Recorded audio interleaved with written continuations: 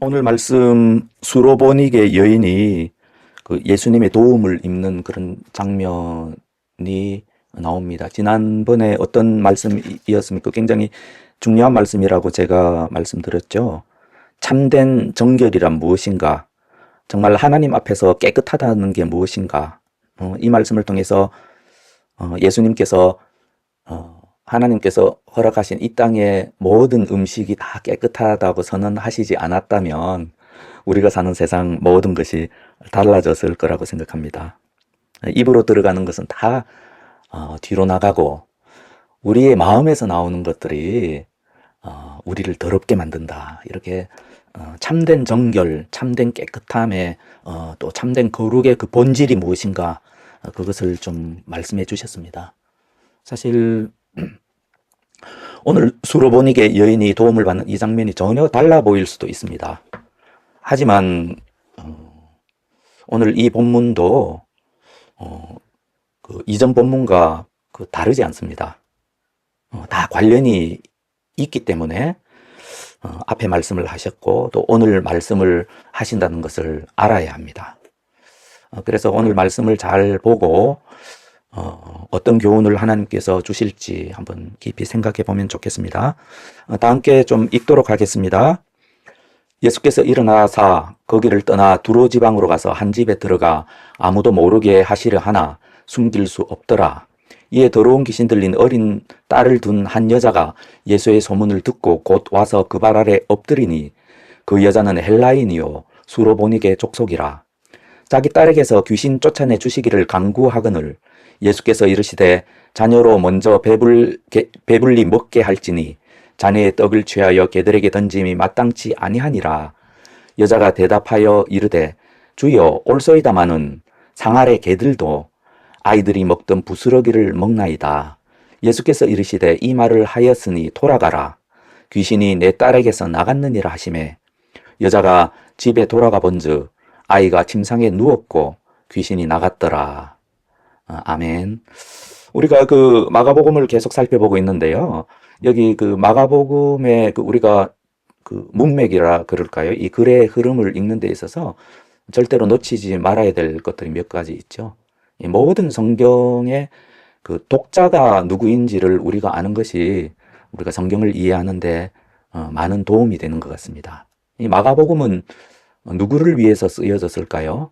여러분이 아시는 대로 유대인이 아닌 사람들을 위해서 쓰여졌습니다.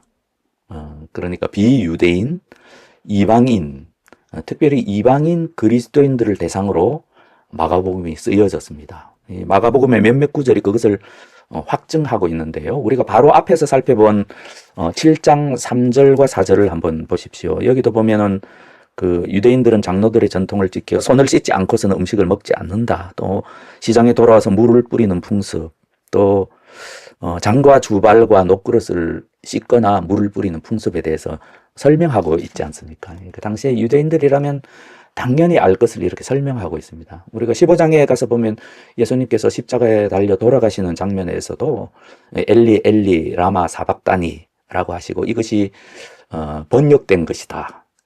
이 말씀이 실제로 일부는 히브리어 그리고 일부는 아람어의 음력이거든요. 헬라어 음력이거든요. 그래서 당연히 유대인들이라면 다 이것이 무슨 말인지 알만한 시편의 인용이지 않습니까? 이런 것에 대해서 자세하게 설명하고 있죠. 이런 것들을 보면 이런 것들을 통해서 마가 공동체 신학자들이 말하는 그 마가복음의 그 독자들은 이방인들이었구나 이렇게 우리가 짐작할 수 있는 것이죠. 그래서 오늘 이런 설명을 드리는 이유가 이 독자가 이방인이라고 생각할 때 이 본문이 그분들에게 최초의 독자들에게 어떻게 받아들였을까가 이 본문의 교훈과도 관련이 있기 때문입니다. 참 이방인 그리스도인으로서 격려가 되지 않았겠습니까? 저는 좀 그렇게 생각해 보거든요. 왜냐하면 우리가 알다시피 이방인 그리스도인들은 당시에 어떤 지역이든 불문하고 두 가지 핍박을 받고 있었습니다. 하나는 유대인들로부터는 어떤 핍박을 받고 있습니까? 저 예수를 따르는 우리 유대교의 이단이다. 그런 핍박을 받고 있었습니다. 사실상 오해죠. 하지만 그런 핍박을 받고 있었고, 그러면 자기의 그 동족들, 세상 사람들로부터는 또 어떤 핍박을 받고 있었느냐 하면, 뭐 그들이야 그 유대교 이단이라고 뭐 핍박할 이유가 있겠습니까? 참 재밌는 것은 무신론자라고 핍박을 받았습니다. 그것에 대해서는 다음에 기회가 되면 좀 자세하게 설명드려요. 당시에는 어떤 종류의 신이든지 신을 믿지 않고 있는 사람은 없었거든요. 근데 우리 주님을 섬기는 그런 그리스도인들은 신을 섬기지 않는다, 이렇게 오해를 받고 있었습니다. 사람이고 죽임을 당했던 어떤 사람을 섬긴다, 이렇게 오해를 받고 있었죠. 아무튼 많은 핍박을 받고, 특별히 유대인들로부터 핍박을 받던 이 이방의 그 그리스도인들에게 이 말씀은 참 격려가 되었을 것입니다. 당시에 유대인들은 이방인들은 더럽다고 생각했거든요. 그래서 이방인들과 음식도 같이 먹지 않았다고 그렇게 나오지 않습니까? 이런 관념이 얼마나 뿌리 깊은가 하면, 이제 지난번에도 말씀드렸지만 사도 베드로조차도 하나님께서 강력한 계시로 그 더러운 음식을 내려보내심으로써 이제 그 강력한 계시의 환상을 통해서 비로소 조금 이 베드로 사도조차도 교정될 만한, 그만큼 이 문화적인 뿌리 깊은 이방인들은 더럽다, 이런 관점들이 가지고 있었거든요.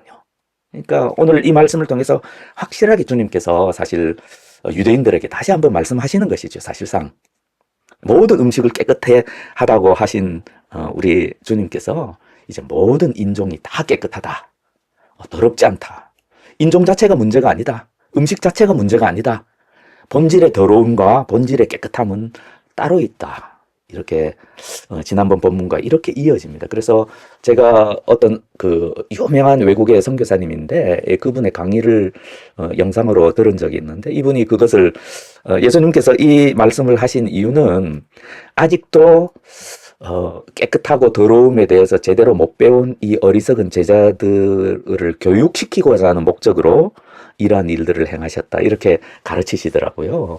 일견 굉장히 이해가 있는 말씀이시죠.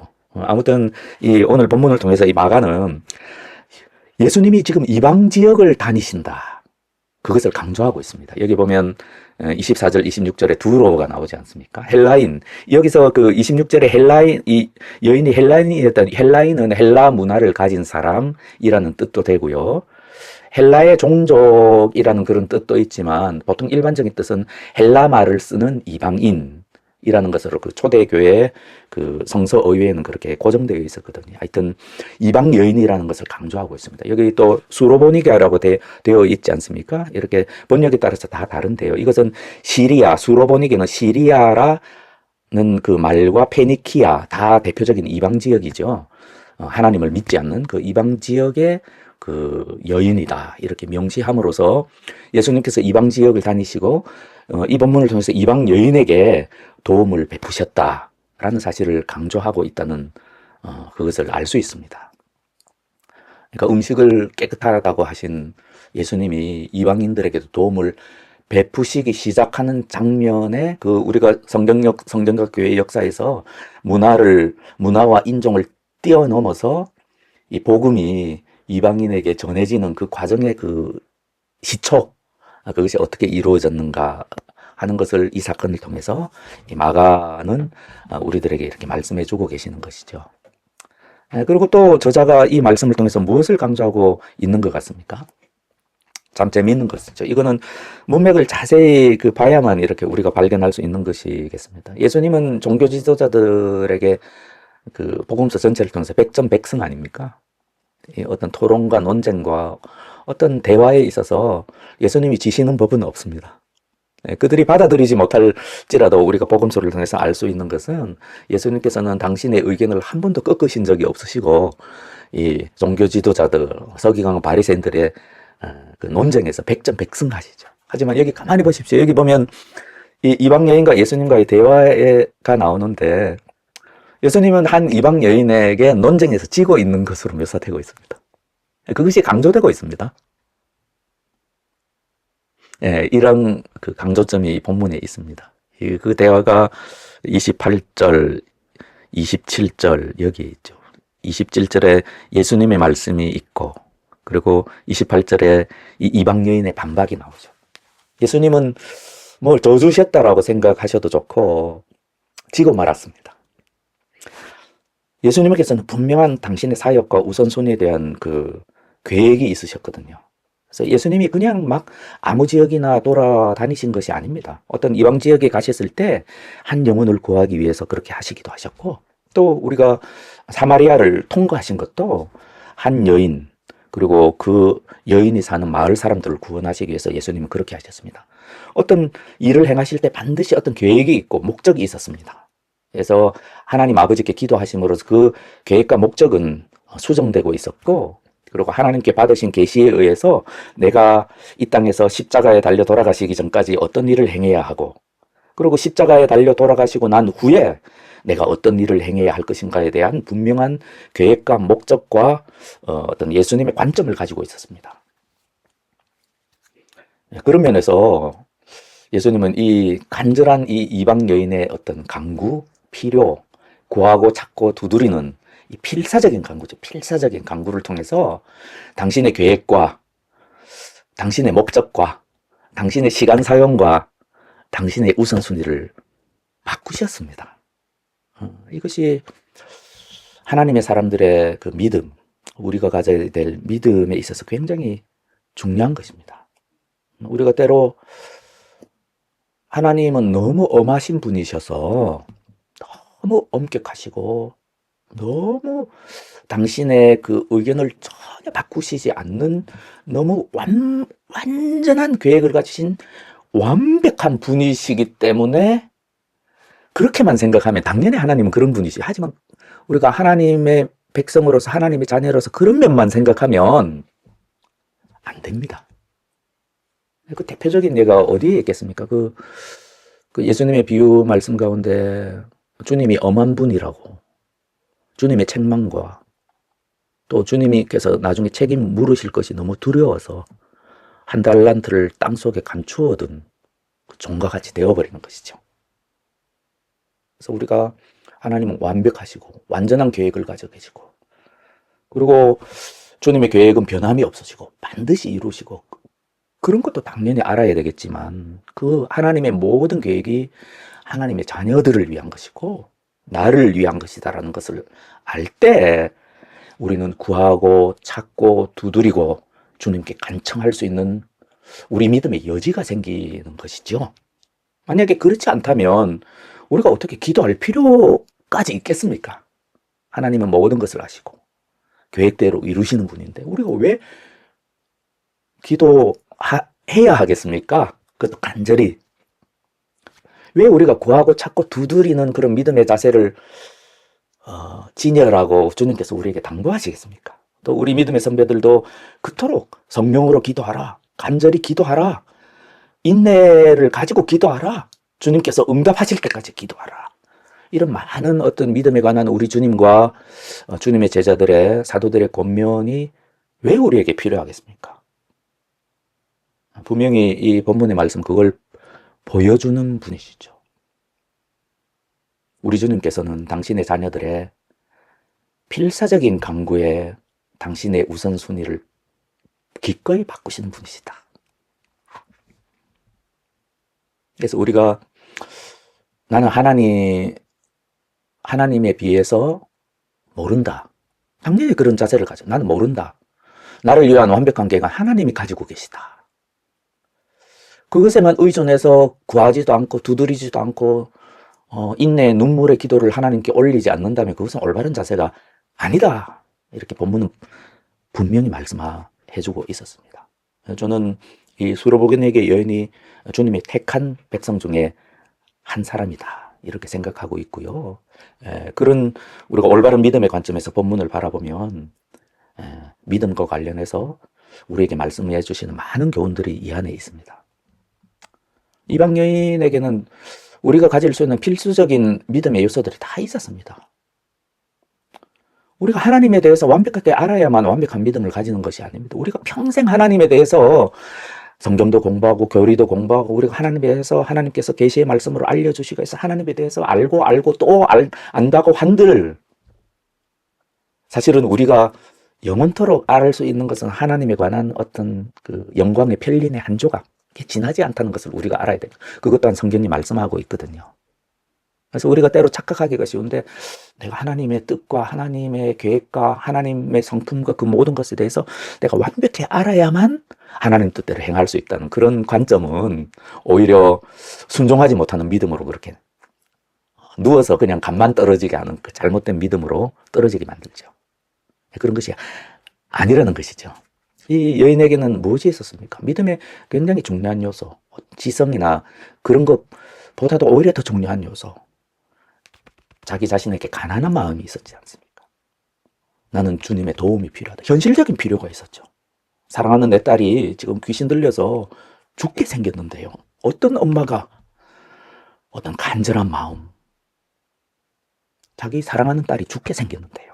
그런 필요가 없었겠습니까? 이것이 우리가 어떤 믿음이라고 하는, 성경이 말하는 믿음이라고 하는 한쪽 굉장히 중요한 요소죠. 여인에게는 이런 것들이 있었습니다. 그래서 우리 주님께서 가난한 자에게 복이 있다라고 하신 것이죠. 가난한 자만 믿음을 가질 수 있거든요. 그리고 또 이 여인에게는 우리가 알고 있는 그 믿음의 요소가 분명히 있었습니다. 이 호칭을 보십시오. 뭐라고 말합니까? 28절에 주여라고 그러지 않습니까? 이 주님이라고 하는 것은 이 당시에, 그리고 유대인이든 비그리스도인이든 특히 초대교회 때 특별한 명칭이었습니다. 단지 일반적인 선생님, 그런 것이 아니라 더 높은 권위를 가지신 어떤 분에 대한 명백한 호칭이었습니다. 이 여인이 주님이 하나님의 아들이시고 당신이 메시아라는 사실을 완벽하게 알았다는 의미가 아닙니다. 하지만 예수님에 대한 소문, 예수님의 말씀을 들었을 때 이분이 가지고 있는 그 권위, 권세, 하늘로부터 받은 그 권세를 이 여인은 느끼고 알았던 것이죠. 그래서 주님이라고 그렇게 부르고 있습니다. 뿐만 아니죠. 이 여인의 자세를 보십시오. 예수의 소문을 듣고 곧 와서 25절입니다. 그 발 아래에 엎드리니. 이것은 특별한 믿음의 자세입니다. 우리가 주님 앞에 나아갈 때, 특별히 우리가 기도할 때 반드시 가져야 될 자세이죠. 그렇지 않겠습니까?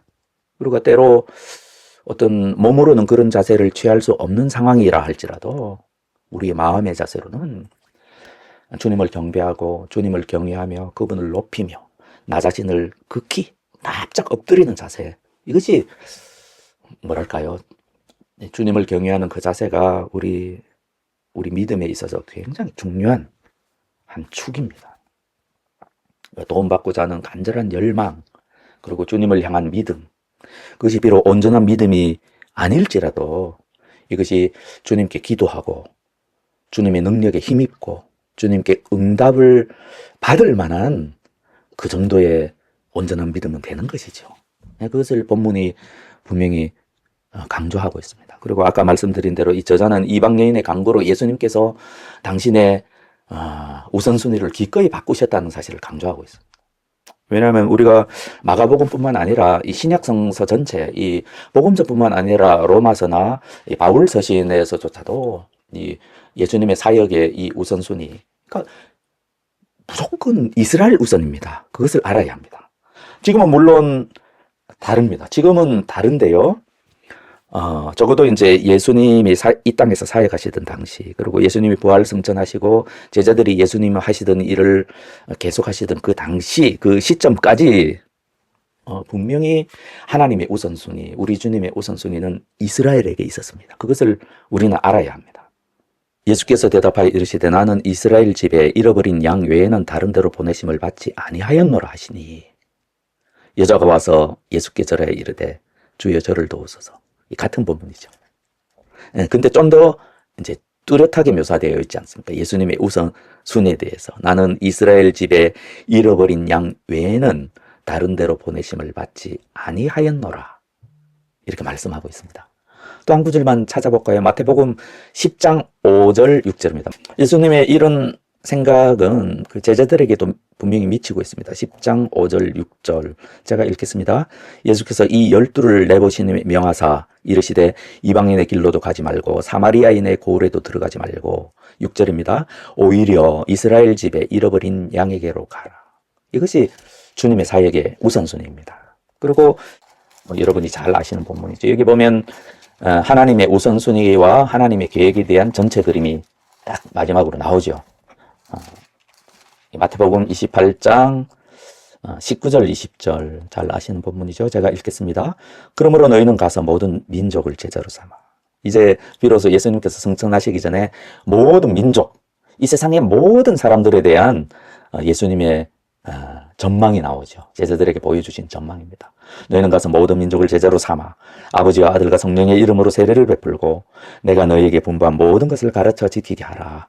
볼지어다 내가 세상 끝날까지 너희와 항상 함께 있으리라 하시니라. 이것이 저와 여러분에게 주시는 주님의 전망이고 지금 우리가 지금 현 시점에 우리도 가져야 될 주님의 전망이기도 하죠. 하지만 주님께서 이 땅을 살아가시는 동안 얼마나 그 우선순위가 뚜렷했는지 알고 있습니다. 그래서 27절에 보면 경멸처럼 느껴지기도 하죠. 또 냉정함처럼 느껴지기도 하죠.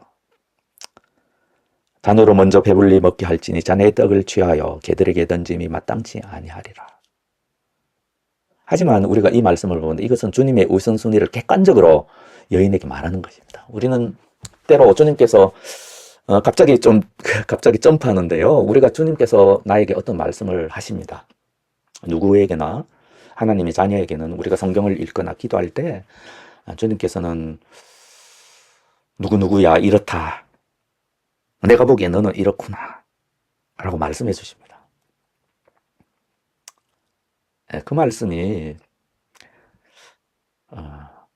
나에게 상처, 나의 자존심을 건드리고 나에게 상처를 주십니다. 많은 말씀이 사실 그렇습니다. 제가 연약하고 제가 아직 영적으로 어리고 제가 어리석기 때문에만은 아닙니다. 왜냐하면 주님의 계시의 말씀을 통해서 받는 책망, 자존심 상함, 주님께서 나를 납작 낮추게 하시고 마치 내가 주님의 경배를 받는 듯한 너는 아무것도 아니다. 그런 것은 저와 여러분을 향해서만 그렇게 하셨던 것이 아니고 우리가 위대한 하나님의 사람들, 믿음의 사람들의 그 전기를 보면 그분들도 그런 주님의 말씀을 계속 들어왔었거든요. 근데 어떤 사람은 거기서 뒤로 물러가죠. 뒤로 물러갑니다. 자기의 자존심을 내세우기도 하죠. 아니면 심지어는 이전까지 알아왔던 나와 하나님에 대한 이 성경의 그 의미, 교리, 내가 이제껏 알아왔던 나에 대한 하나님의 말씀들, 그것이 박살나는 것이 참 두려운 거거든요. 참 두려운 거거든요. 주님께서는 어떤 때는 정말 온유하고 부드러운 음성으로 우리에게 다가오기도 하십니다. 하지만 어떤 때는 철벽처럼, 어떤 때는 아주 부드러운 음성으로 다가오시다가 어떤 때는 그 놋벽처럼, 철과 놋벽과 같은 그런 얼굴로 나에게 다가오실 때도 있으시거든요. 그럴 때 우리가 잘 해야 됩니다. 납작 엎드려야 됩니다. 주님께서 왜 이런 말씀을 하시나 라는 그 지점을 넘어가지 못하면 주님께서 나에게 베풀어 주실 더 큰 은혜, 그걸 받을 수가 없습니다. 이것이 믿음입니다. 그래서 어떤 사람들은 계속 주님께서 베풀어 주시는 그 풍성한 은혜를 조금씩 맛보며 점점 더 많이 누립니다. 그러면서 주님은 이런 분이셨군요. 결국은 철과 녹벽처럼 다가오셨던 주님의 얼굴 뒤에는 친절하신 주님, 나를 사랑하시는 주님을 숨기고 계셨군요. 이런 것들을 알아갑니다. 그래서 저 하늘보다도 더 높은 주님의 은혜를 조금씩 알아가는 거죠. 이것이 도대체 무엇을 통해서 이런 일들이 이루어진다고 생각하십니까? 이 아주 어린 믿음 아니겠습니까? 이제 믿음을 가지게 된, 그것도 자신이 너무나 절망적인 상황에 처해 있기 때문에 이제 겨우 믿음을 가지게 된 이 수로보니게 여인에게서 지금 주님의 제자들까지도 이 여인을 더럽다고 보고 있었거든요. 당연히 그랬지 않겠습니다. 이런 여인에게서 우리가 본받아야 될 우리 믿음에 대해서 지금 주님께서는 우리에게 말씀하고 계시는 것입니다. 키너의 교수인지 누구인지 모르겠는데 이런 식으로 거룩한 뻔뻔함이다 이렇게 표현을 했더라고요. 너무 마음에 와닿습니다. 아, 우리의 믿음 안에서는 뻔뻔함이 좀 필요하구나 라는 생각을 했습니다. 이 자존심을 내세울 일이 아닌 거죠. 우리가 주님과의 관계에 있어서 자존심을 내세울 일은 없는 거죠, 사실상. 주님은 우리를 높이기를 바라십니다. 그러기 위해서는 때로 교훈과 책망과 바르게 함, 그것을 나에게 베풀어 주실 필요가 있는 것이죠. 하지만 거기서 우리가 뒤로 물러나서야 되겠습니까? 그건 아니거든요. 이 여인처럼 내가 여기서 물러나면 끝이구나. 내 딸의 인생은 이제 끝이구나 하는 그 절망감을 배수진으로 했기 때문에 물러날 수 없을지, 혹은 내가 이제껏 경험했던 주님과 그 하나님에 대해서 너무나 견고한 그 믿음을 내가 가지고 있기 때문에 뒤로 물러서지 않고 계속해서 앞으로 나아가는지, 그것은 뭐 이유와 다를 수 있겠지만 물러나면 끝이다. 물러나면 끝입니다. 주님께서 때로 나를 경멸하시고 나를 낮추시고 나에게 냉정하고 객관적인 말로 너는 이렇다. 네 속에 이런 것이 있구나. 그렇게 말씀하실 때 우리는 조심해야 합니다. 여전히 주님을 경외하고 겸손하고 모든 도우심은 주님으로부터 오고 주님께서 나에게 이렇게 말씀하실지라도 나를 사랑하신다. 뭐랄까, 이것이 어린아이와 같은 자세가 아닐까? 우리가 주님 앞에서 어린아이처럼 되어서 주님의 신령한 젖을 사모하는 그런 자세가 아닐까? 그런 자세를 뭐 여건이 어째서든 여러 가지 이유가 있겠지만 이 이방 여인에게는 있었구나. 나도 이런 믿음을 배워야 하겠다. 이것이 오늘 이 말씀의 교훈이라고 생각합니다. 저와 여러분의 그 믿음은 하나님과의 관계, 우리 구주 예수님과의 관계 어떻습니까? 그것을 오늘 깊이 좀 생각해 보았으면 좋겠습니다. 예수님께서 이 계획을 변경하신 이유가 있죠. 29절 말씀이 저는 참 은혜가 되었는데요. 예수께서 이르시되 이 말을 하였으니 네가 이 말을 하였으니 네가, 그래서 이제 이 새 한글 보니까 좀 더 조금 뉘앙스가 좀 마음에 와닿게 번역이 된 것 같습니다. 새 한글에는 이 본문이 이렇게 번역되어 있더라고요. 네가 그렇게까지 말했으니 이것이죠. 그것이 주님의 어떤 견고한 계획과 당신의 우선순위를 바꾼 중요한 이유가 되는 것이죠. 네가 이토록 간절히 간구하니 내가 잠깐 나의 원칙에는 어긋나지만 너에게 은혜를 베풀겠노라. 뻔뻔한 믿음의 승리죠. 뻔뻔한 믿음의 승리입니다. 하지만 이 여인의 믿음은, 이 뻔뻔함은 주님을 경시하고 주님을 경외하지 않는 그런 멸시 가득한 떼쓰는 것, 그런 게 아니지 않습니까? 주님을 경외하는 가운데, 주님을 높이는 가운데 주님의 능력에 요만큼이라도 베풀어 주시면 내 문제가 다 해결되겠습니다 라고 하는 그런 믿음이, 말하자면 참 외람된 말씀이죠. 주님 앞에 우리가 어떻게 뻔뻔할 수가 있겠습니까? 하지만 굳이 표현하자면 뻔뻔한 믿음이죠.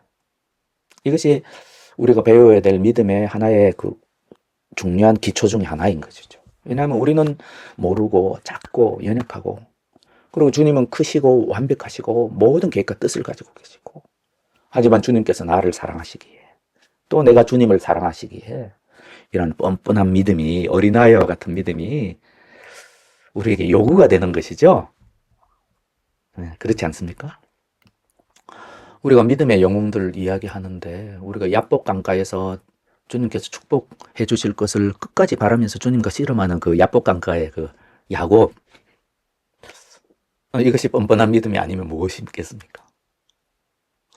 씨름하지 않고 주님께 뭔가 얻으려고 하는 그러한 자세, 주님께서 인색한 분이시기 때문에 그렇게 하도록 하시는 건 아니지 않습니까?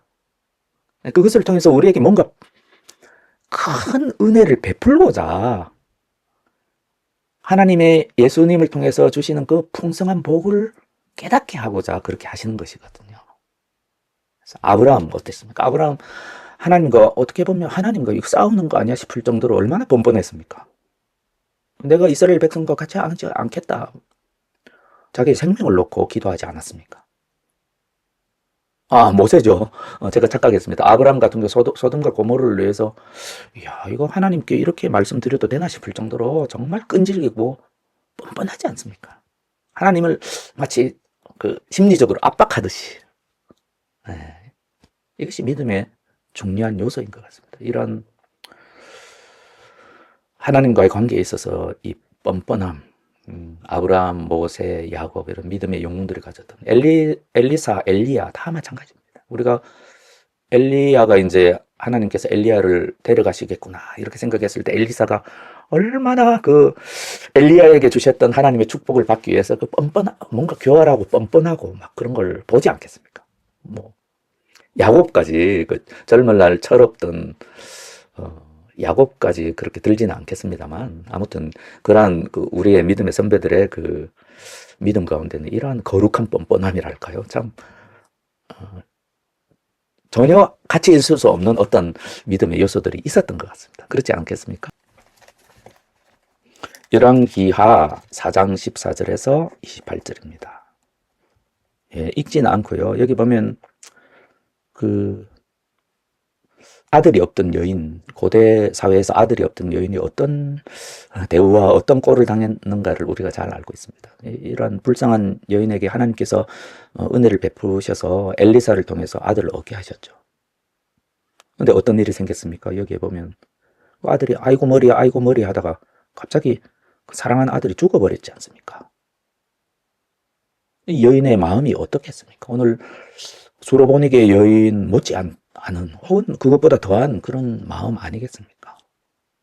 오히려 하나님에 대한 그 믿음을 유지하기가 더 힘들었을 수도 있죠. 하지만 이 여인은 이 능력의 근원이 어딘지, 생명의 근원인지 알았고 하나님의 사람에게서 달려갔지 않습니까? 달려가서 이제 그 엘리사의 제자인 게하시가 이제 나오죠. 그래서 게하시가 나와가지고 이제 엘리사의 명을 받아서 게하시가 잘 지냅니까? 내 남편이 평안하냐? 아이가 평안하냐? 아이가 평안하냐? 이렇게 묻죠. 그 도중에 여인이 열심히 지금 엘리사에게 찾아오는 도중에 참 저는 인상적입니다. 이 여인이 뭐라고 대답합니까? 네, 평안합니다. 네, 아이도 잘 지내고 있습니다. 이렇게 대답합니다. 그리고 하나님의 사람 앞에 가서는 원망 아니야? 싶을 정도로 뻔뻔함을 보이죠. 하지만 우리가 이 이야기의 결과를 잘 알고 있지 않습니까? 이것이 믿음입니다. 여인이 이르되 내가 내줄게 아들을 구하더이까? 내가 아들을 달라고 하지 않았는데 당신이 주신다고 나에게 계시하시고 축복하지 않으셨습니까? 이것이 마리아의 심정이 아니었을까? 십자가에 예수님께서 달려 돌아가셨을 때 이 마리아의 마음이 아니었을까? 이런 생각을 좀 해보고요. 이런 감정, 일단 능력의 근원이 어딘지 알고 마음의 간절함을 가지고 그리고 나의 마음의 감정을 하나님 앞에 솔직하게 이렇게 말씀드릴 수 있는 그것이 저는 믿음이라고 생각합니다. 숨길 필요도 없고 그것이 원망의 마음이라 하더라도 믿음을 가지고 당신께서는 하실 수 있습니다. 이렇게 말씀드리는 것, 그것이 믿음이 아닐까요? 우리가 성경에 보면 특별히 여인들이 이런 뻔뻔한 믿음을 많이 보이거든요. 그런 것들을 보면 또 우리가 이 여인의 아들 사랑 혹은 오늘 본문에서는 여인의 딸 사랑은 굉장히 독특하다. 이런 것들을 우리가 좀 생각하게 됩니다. 아무튼 믿음의 간절함 이런 것들이 참 있고 특히 자매님들이 이런 저는 그 남자답게 강건하라는 그 신약 성경의 그 교훈의 말씀이 우리 자매님들에게도 똑같이 해당된다고 저는 생각하거든요. 그래서 우리가 그 성경을 읽을 때 우리가 남녀의 차이, 남녀가 가진 장단점, 그리고 여인에게만 특별히 허락하시는 어떤 믿음, 그런 것들을 좀 생각할 필요가 있다고 생각합니다. 우리가 뭐 그런 거 있지 않습니까? 우리가 일반적으로 설교하듯이 이 롯의 부인 참 안타까운 여인 아닙니까? 이 구원받기 직전에 이 마을을 뒤돌아보다가 소금 기둥이 되어서 구원을 못 받은 거 아닙니까? 하나의 굉장히 중요한 비유이기도 하죠. 하나의 우리에게 말해주는 굉장히 중요한 교훈이죠. 분명한 교훈은 너의 구원이 중요하다는 것입니다. 뒤를 돌아봐서는 안 된다는 겁니다. 네 구원이 중요하다는 것입니다. 근데 우리가 또 반대로 생각해 보면 이 여인의 마음에는 어떤 남자에게는 발견할 수 없는 어떤 것들이 있습니다.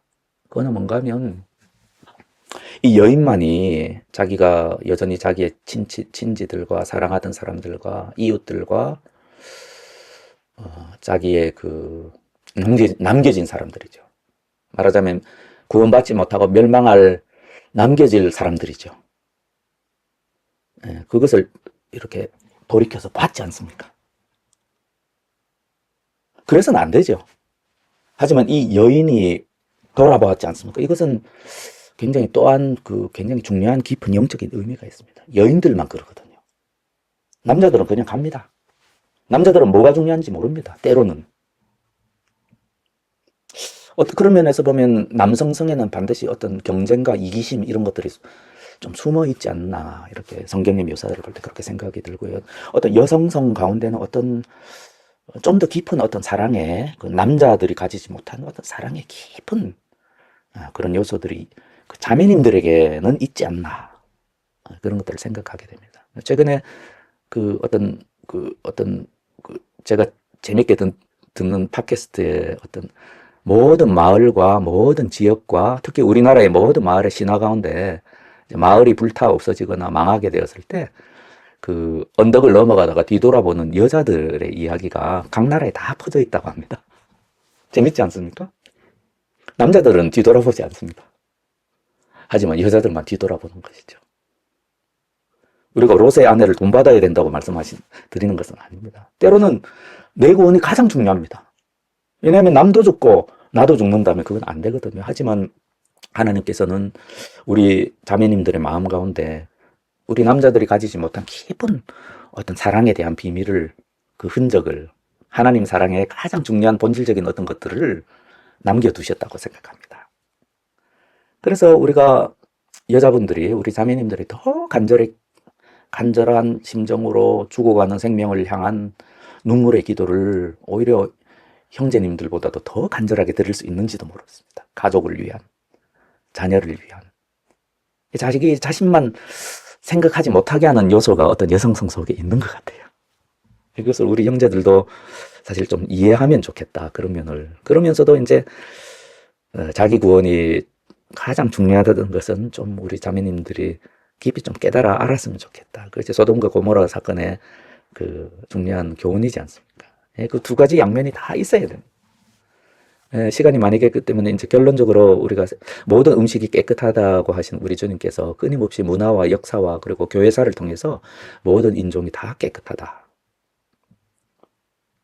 그 인종이 가진 본질이 더러운 것이 아니다. 어떤 면에서는 우리 그리스도인들도 본질적으로는 다 더럽다. 깨끗하다고 하신 것은 음식이든 인종이든 그 무엇이든 율법이든 계명이든 도덕이든 윤리든 이 세상에 존재하는 그 모든 것이 거룩하다, 깨끗하다, 하나님께 드려졌다는 것은 그 본질과 상관이 있는 것이죠. 본질과. 그래서 우리 주님께서 깨끗하다 하시면 깨끗한 것입니다. 우리 주님께서 더럽다고 하시면 더러운 것입니다. 똑같은 행동과 말이라 할지라도 상황에 따라서, 주님의 뜻에 따라서. 역시 어떤 사람에게서는 바리새인들이 보기에는 상황 논리죠. 상황 논리를 가진 자들로 우리 주님과 주님의 제자들이 많이 비난당하지 않습니까? 그들은 이해할 수가 없습니다. 하지만 주님께서 오늘 말씀을 통해서도 이 말씀을 읽는 이 이방인 독자들에게 큰 위로와 격려하시고 이러한 수로보니게 여인이 가졌던 믿음을 너희도 가졌으면 좋겠다. 이렇게 말씀을 하시는 것이죠. 그 본질은 무엇입니까? 담대함입니다. 거룩한 뻔뻔함입니다.